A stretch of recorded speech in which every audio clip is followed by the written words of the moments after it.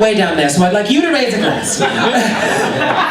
Here's to the next, well, let's see, how old would little Harriet Tubman be now? 193. Here's to the next 193 years.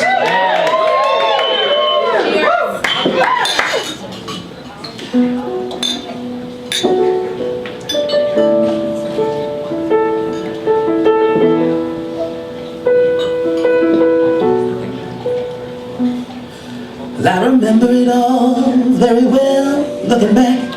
It was the summer I turned 18.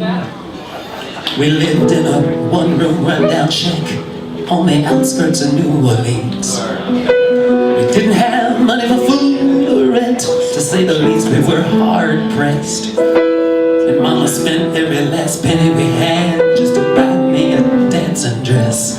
Mama washed and combed and curled my hair and painted my eyes and lips. And she stuffed it to a satin dancing dress and had a split on the side clean up to my hips. It was red velvet trim and it fit me good.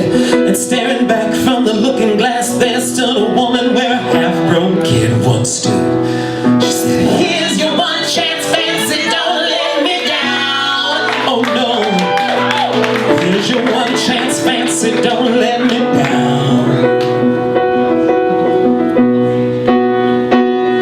Mama dabbed a little bit of perfume on my neck and she kissed my cheek. And I saw the tears welled up in her troubled eyes when she started to speak. She looked at our pitiful shack and then she looked at me and took a ragged breath. She said, "Your pa's run off and I'm real sick and the baby's gonna starve to death." She handed me a heart-shaped locket that said, "Tonight, old self, be true." And I shivered as I watched a roach crawl across the toe of my high-heel shoe.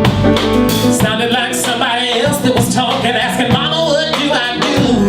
She said, "Just be nice to the gentleman, fancy, and they'll be nice to you." She said, "Here's your one chance, fancy, don't let me down. Oh no, here's your one chance, fancy, don't let me down. Lord, forgive me for what I do, but if you want out, it's up to you now. Don't let me down, girl, your mama's gonna be uptown." Now that was the last time I saw my mom, the night I left that rickety shack. 'Cause the welfare people came and took the baby. Mama died and I ain't been back. But the wheels of fate started to turn, and for me there was no way out. And it wasn't very long till I knew exactly what Mama'd been talking about. I knew what I had to do, and I made myself this solemn vow that I was gonna be a lady someday, but I didn't know when or how. I couldn't see spending the rest of my life with my head hung down in shame. I might have been born just plain white trash, but fancy was my name. I said, "Here's your one chance, fancy, don't let me down. Oh no, here's your one chance, fancy, don't let me down."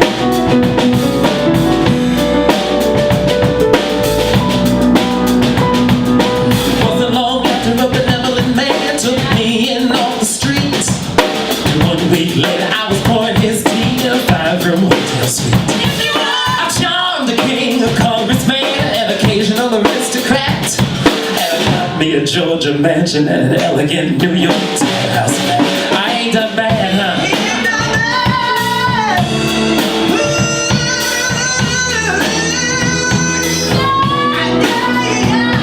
Now in this world there's a lot of self-righteous hypocrites that would call me bad, and they criticize Mama for turning me out, no matter how little we had. But though I ain't had to worry for nothing, but now on 15 years I can still hear the desperation and